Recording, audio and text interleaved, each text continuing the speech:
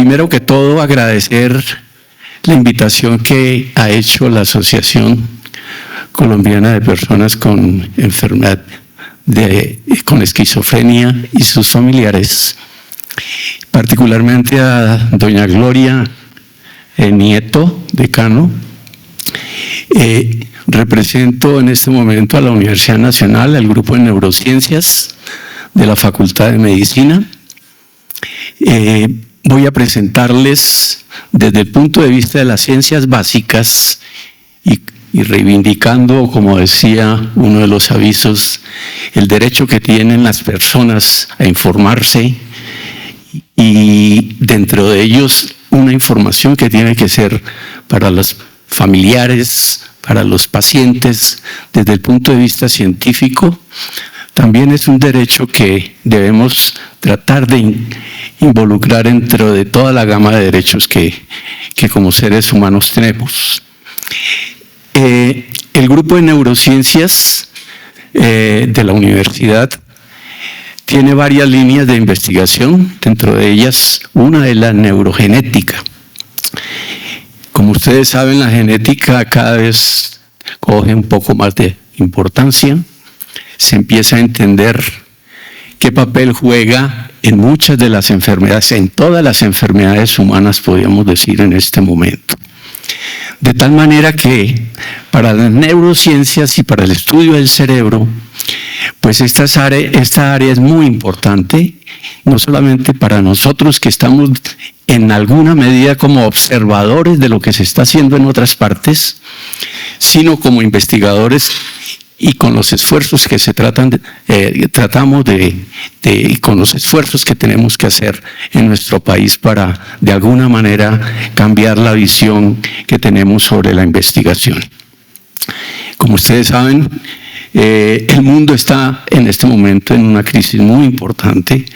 El problema del conocimiento, el problema del derecho a conocer y a investigar está cuestionado en muchos aspectos.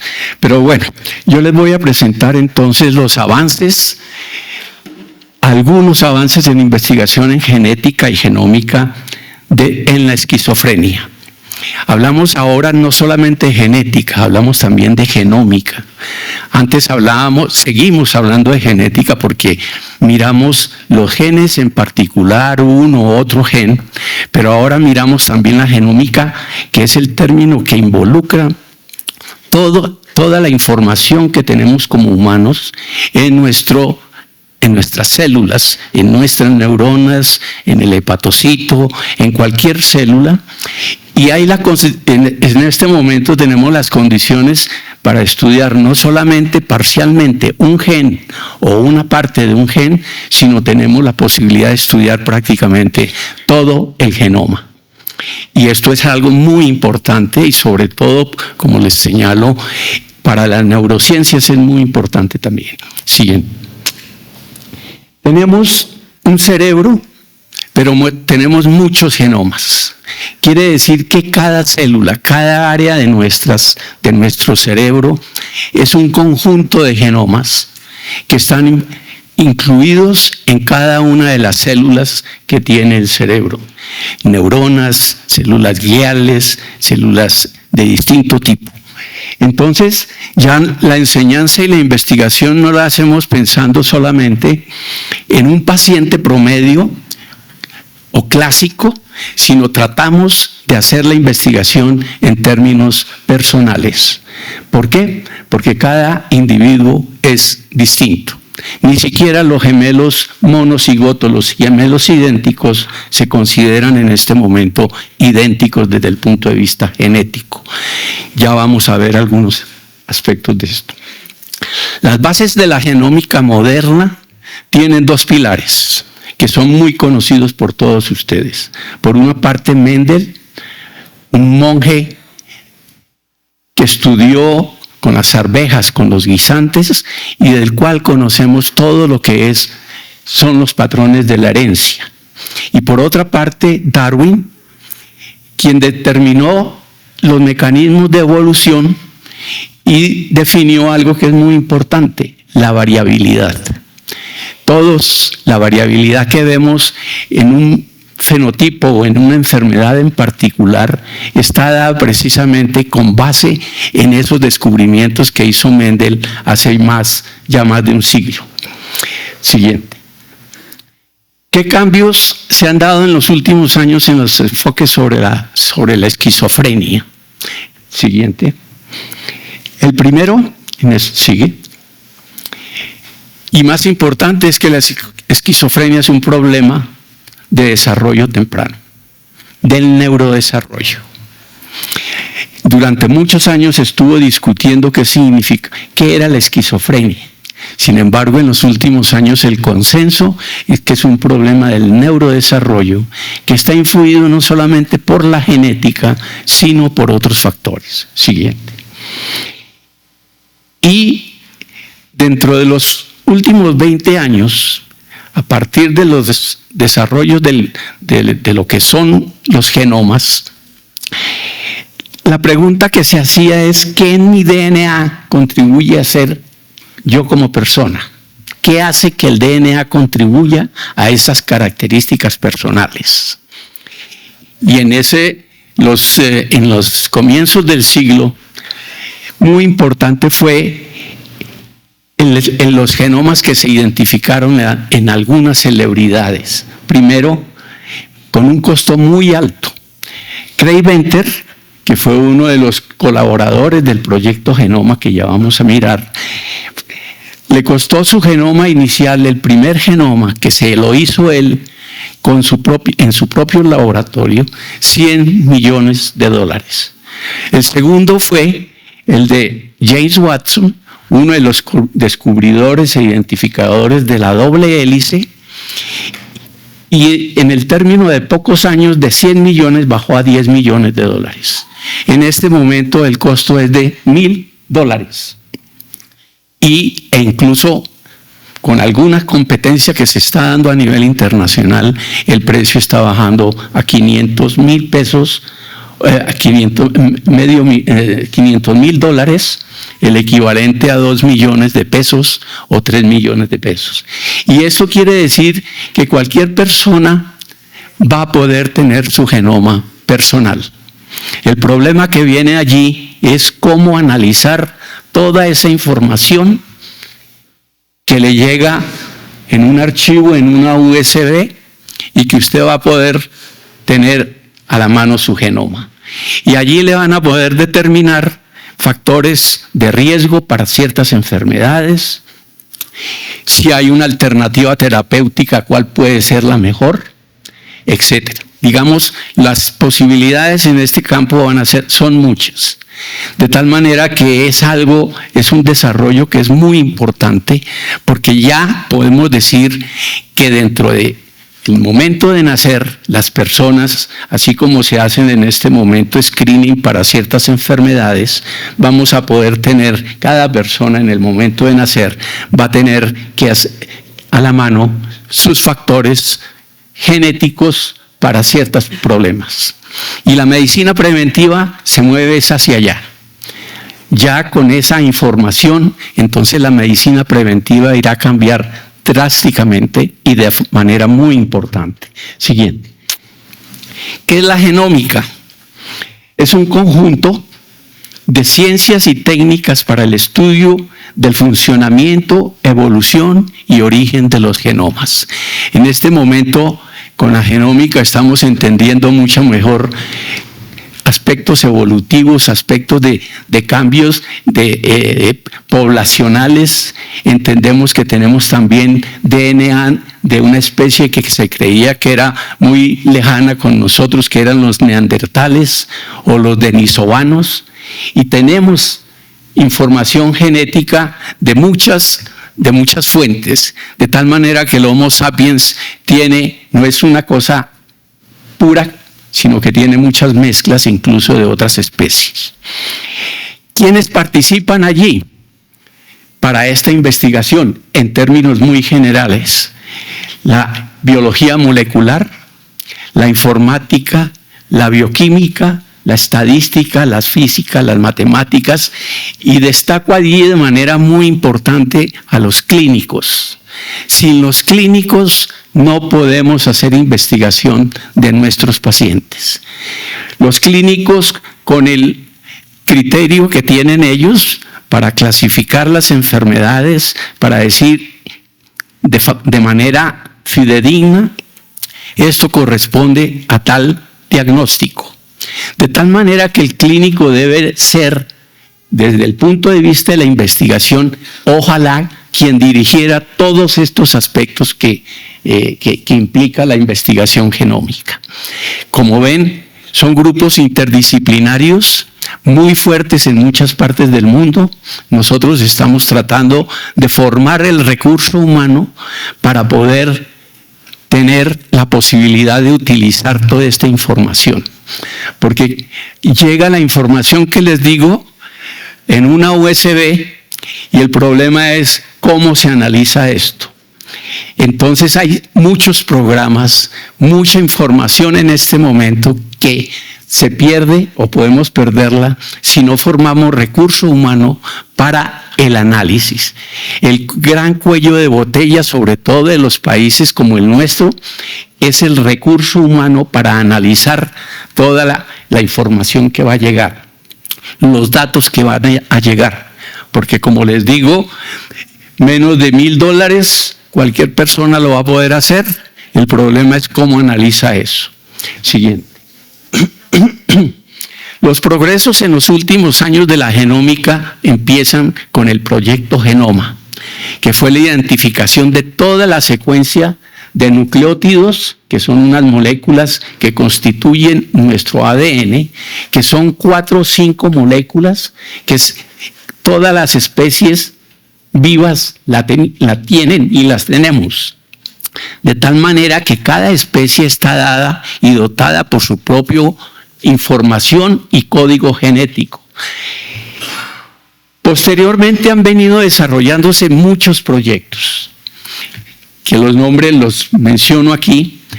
Cada uno ha requerido recursos muy importantes, pero sobre todo la colaboración de grupos de investigación de distintas partes del mundo, y en esto es un ejemplo de cómo se hace investigación colaborativa, porque no es solamente un laboratorio, son muchos laboratorios, muchos investigadores colaborando en este sentido. Entonces aparecen proyectos HapMap, GWAS, ENCODE, genomas individuales, proyecto Epigenoma, microbiomas, PsychoEncode, Pangenoma y Genoma. En este momento hablan de genoma espacial, sobre todo porque en nuestro cerebro la posición que se tienen las neuronas en su viaje, en su migración en etapas tempranas, se vuelve muy importante a dónde van a llegar. Y esto parece tener relación con las enfermedades mentales. Entonces, siguiente. Nosotros, cuando apareció el genoma humano, hace 20 años, 22 años, 23 años, nos quedamos mirando, pero los mexicanos sí hicieron un esfuerzo muy importante, entendieron lo que se venía. Hicieron su HapMap mexicano, que es la base para poder entender qué es lo que tiene una población desde el punto de vista genómico. Y los mexicanos hicieron su primer HapMap. Empezaron con muy pocas muestras y en este momento ya están avanzando 40, 50 mil muestras como pacientes o personas como lo están haciendo en distintas partes del mundo. Nosotros nos hemos quedado cortos en esto. Un proyecto que se planteó muy por lo alto, creyendo que, y ojalá que lo saque el país, porque es una necesidad. ¿Y esto por qué? Porque cada población es distinta y tiene que tener sus bases de referencia propias. Nosotros en este momento estamos analizando todos estos genomas que están apareciendo con bases de referencia internacionales. Y en esas bases de referencia internacionales, los países de Latinoamérica están excluidos, no fueron incluidos allí. De tal manera que tenemos que tener nuestras propias bases de referencia, porque como lo acaban de mostrar quienes quienes hicieron la presentación artística ahora. Somos una mezcla, somos un mestizaje de población caucásica, amerindia y población negra. De tal manera que todo eso tiene influencia en el fenotipo, las características clínicas que tiene cada persona y cada individuo, cada familia. Y si no tenemos nuestras propias bases de datos, pues nos vamos a estar siempre refiriendo a lo que están haciendo en otras partes del mundo. De tal manera que, siguiente, nosotros intentamos así, aquí en Bogotá, hacer un primer esfuerzo para mirar la variabilidad con una muestra muy pequeña de 40 personas, menos de 40 personas. Y lo que encontramos es que nos diferenciamos muy bien de los africanos, muy bien de los asiáticos, estamos más cerca de los europeos allí y estamos también muy cerca de los antioqueños, de la población de Medellín que se ha estudiado también con un grupo muy pequeño de personas. Pero encontramos que con Medellín, Bogotá y Medellín somos distintos. Tenemos diferencias importantes, tratamos de agruparnos, desafortunadamente no tengo el señalador aquí para puntualizarlo un poco más, pertenecemos y nos agrupamos hacia el mismo lado, pero somos diferentes, tenemos diferencias importantes.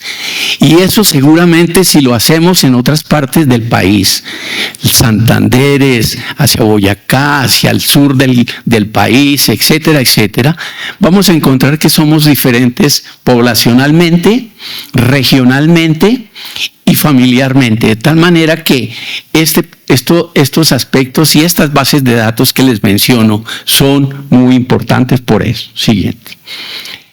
Hay otro término que es importante que ustedes tengan en mente cada vez que se empiece a hablar ya no solamente de la genómica, sino de la epigenética.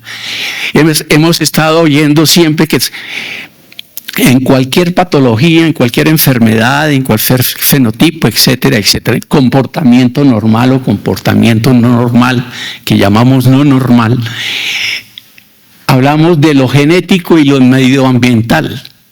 La epigenética nos está dando luces de cómo se relacionan estos dos aspectos, lo ambiental y lo genético. Y para eso entonces, un ejemplo muy importante que yo pongo en mis clases es el ejemplo de las matas y las flores. Como una mata o una planta o un árbol en invierno tiene unas características secas, etcétera, etcétera, como ustedes la conocen, y cómo a medida que aumenta la temperatura, va cambiando la temperatura de invierno a primavera en las regiones donde hay estaciones, se ve muy bien esto, va cambiando, aparece la floración, posteriormente en el verano ya tiene otras características y en el otoño empieza otra vez como un nuevo ciclo. ¿Qué es lo que está ocurriendo allí? Cambios epigenéticos, ya muy bien determinados biológicamente, dónde ocurren, por qué ocurren. Mientras ustedes están escuchándome, tienen una epigenética muy distinta a la que tengo yo aquí hablándoles. Mis células, para poder hablar, la epigenética que tengo es muy distinta de la célula, de lo que tienen sus células escuchándome, o riéndose, o bostezando, o durmiendo. De tal manera que todo esto está dado por cambios epigenéticos que son permanentes.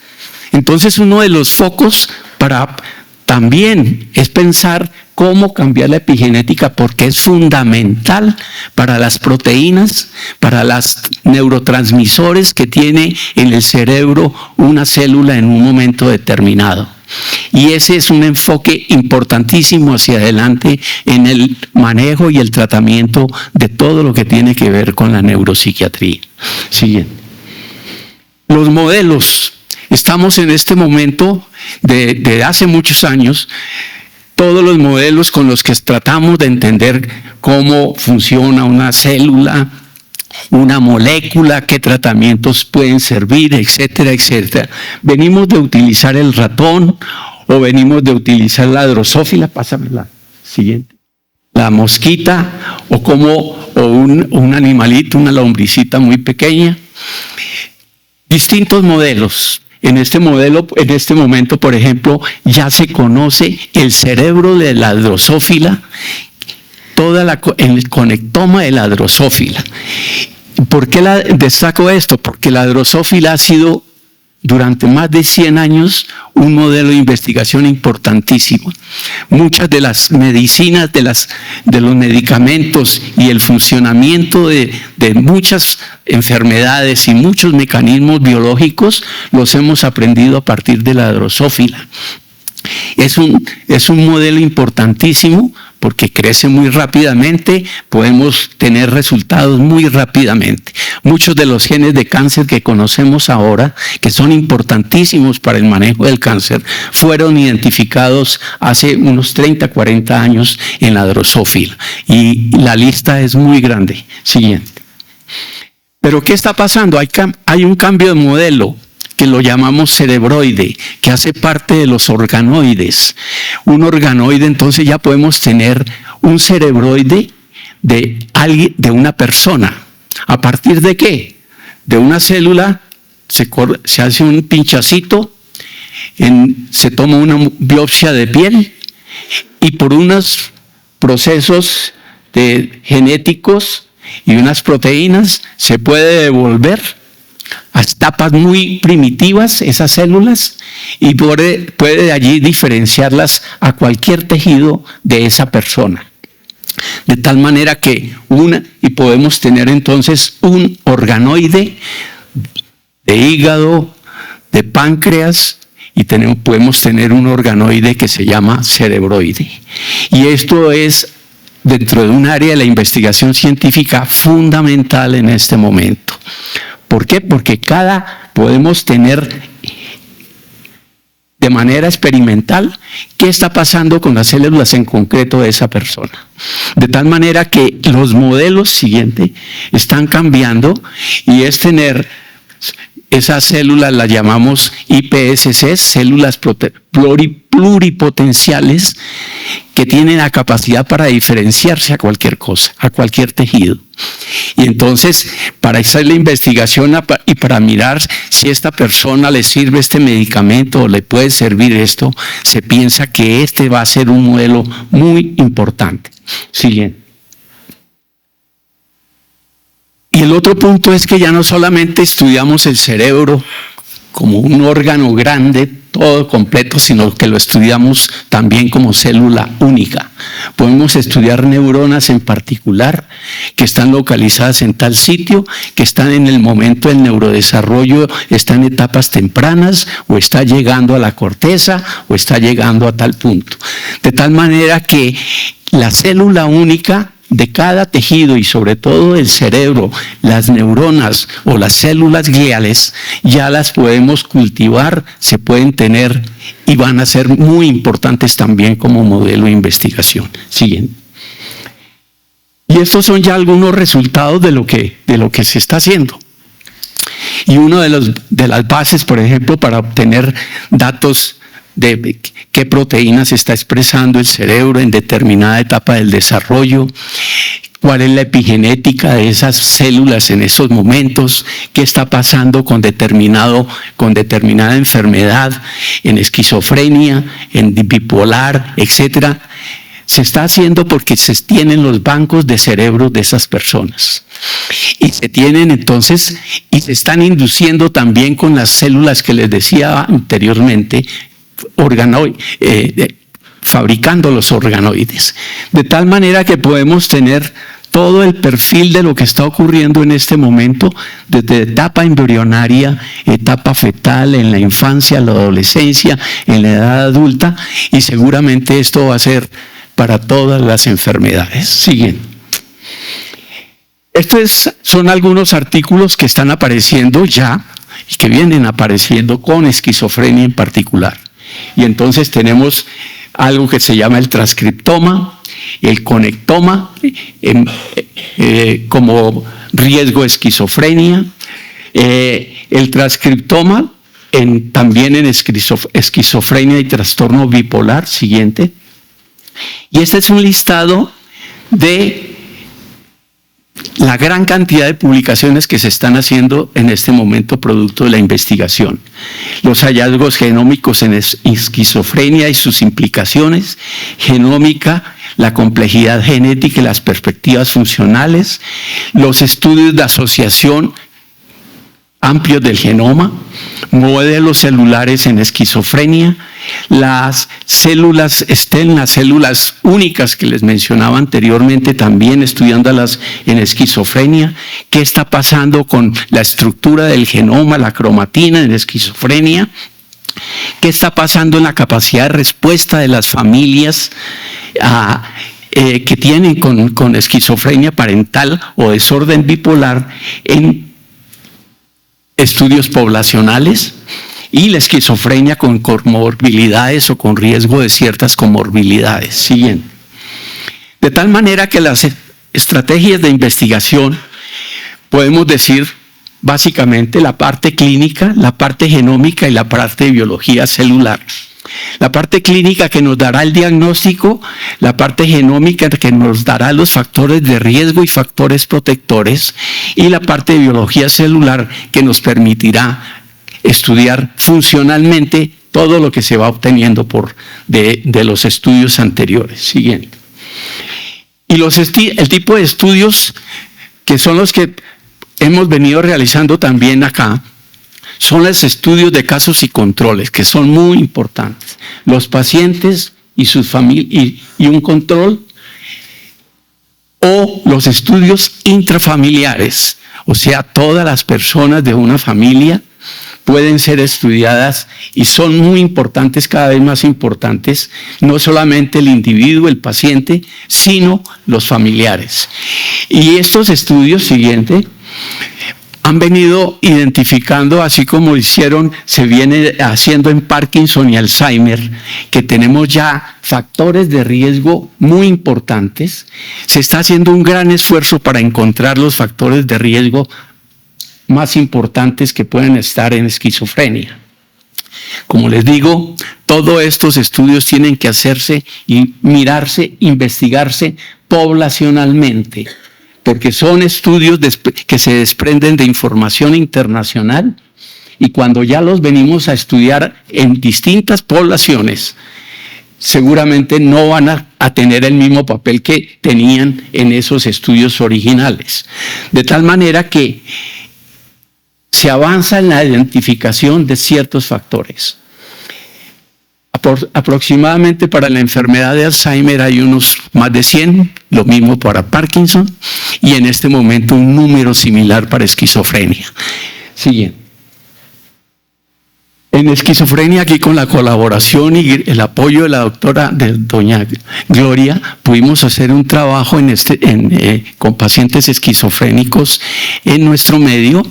Estudiamos 4 variantes de gen con una muestra muy pequeña, pero que fue muy importante porque nos ha permitido seguir avanzando en el grupo de investigación. Y esto es el estudio que básicamente habría que hacer: el caso y buscarle un control.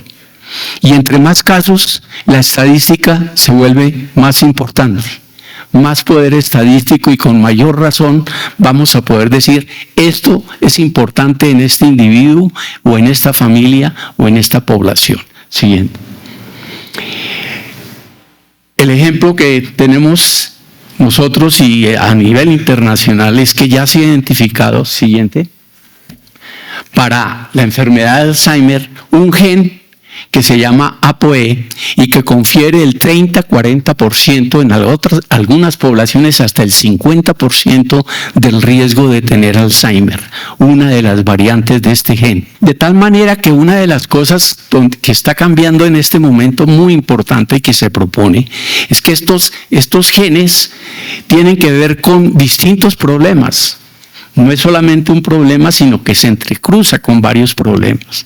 Y por eso se está llamando a que se haga una investigación transdiagnóstica. Es decir, encontrar lo común entre lo bipolar, entre la esquizofrenia, entre el autismo, entre el déficit de atención, hiperactividad, etcétera, etcétera. Y no enfocarse solamente en un diagnóstico, sino un paso inicial, tratar de entender lo común. Y en este momento se vuelve muy importante esa investigación transdiagnóstica, y eso es uno de los objetivos precisamente, y la importancia de las familias y las poblaciones precisamente para estudiar de esta manera, hacer investigación transdiagnóstica. Siguiente. ¿Por qué? Porque todo está metido en redes. Finalmente vamos a tener redes de este tipo, otras son más pequeñas, pero esto es para que mostrar la complejidad de lo que implican todas las enfermedades. No es solamente una, todas las enfermedades tienen una complejidad muy importante. Se entrecruzan. El punto es, ¿dónde estaré yo dentro de esta red, dentro de este nodo, y qué será lo que me funciona, me sirve a mí para manejar preventivamente o como tratamiento determinado problema? Una diabetes, riesgo de enfermedad coronaria, el infarto, etcétera, etcétera. Y lo mismo las enfermedades neuropsiquiátricas. Siguiente. Por último, quiero mostrarles esto, como en un sitio de una universidad, esto es una foto de hace 2 años, donde se muestran los grupos de investigación que están trabajando en neurociencias. Son muy grandes y están dedicados al estudio del cerebro. ¿Por qué? Porque es importantísimo en todas partes del mundo.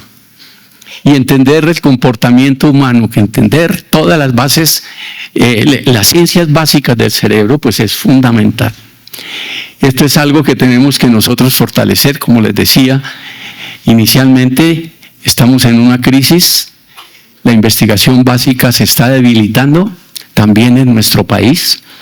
Los recursos económicos cada vez son más cortos, no sabemos qué va a pasar con toda la investigación que es tan importante, que acaba de mostrar, viene de la Universidad de Harvard.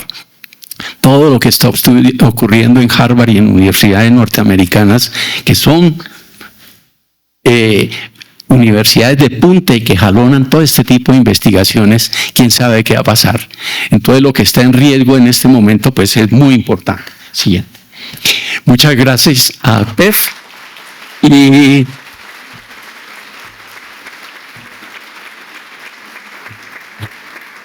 felicitaciones en sus 25 años, y ha sido un honor para mí estar aquí. Muchas gracias.